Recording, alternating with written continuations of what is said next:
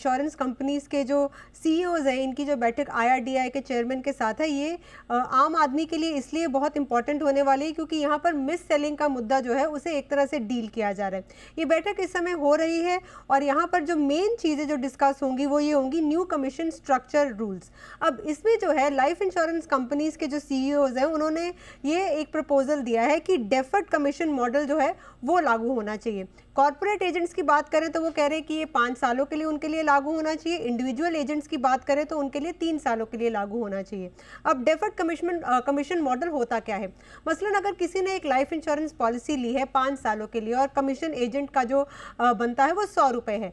अभी आजकल जो मॉडल चल रहा है, जो हाल फिलहाल मॉडल चल रहा है, वो ये है कि जो एजेंट को कमीशन मिलती है वो 100 रुपये में से एक अच्छी खासी अमाउंट उसे पहले ही साल में मिल जाती है और उसके बाद जो बाकी के साल बचे हैं वहाँ पर कमीशन घटती रहती है और नाम मात्र हो जाती है। अब इसीलिए जो एजेंट होता है उसके लिए बहुत ल्यूक्रेटिव हो जाता है पॉलिसी बेचना।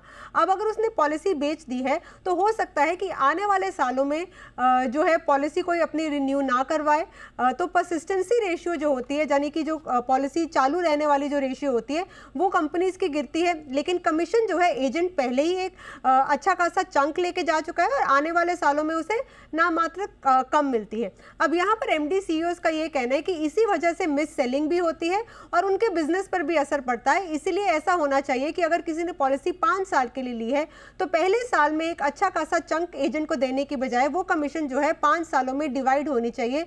ये एक बहुत फेयर डील है।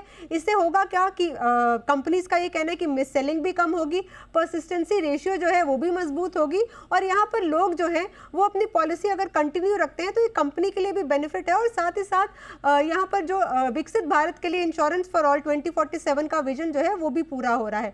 दूसरा ये कि RBI ने भी यहाँ पर अपनी रिपोर्ट में ये साफ कहा था कि जो एजेंट्स कमीशन लेते हैं उस वजह से इंश्योरेंस पॉलिसी जो है महंगी होती है। इकोनॉमिक सर्वे में भी जो है ये बात सामने निकल कर आई। इसलिए एजेंट की कमीशन जो है ये एक दायरे में रहे और परसिस्टेंसी जो है बनी रहे, डेफर्ड कमीशन मॉडल हो, ये एक चर्चा का विषय है। साथ ही साथ जो एक्सपेंसेस है उस पर भी इस मीटिंग पर चर्चा होगी।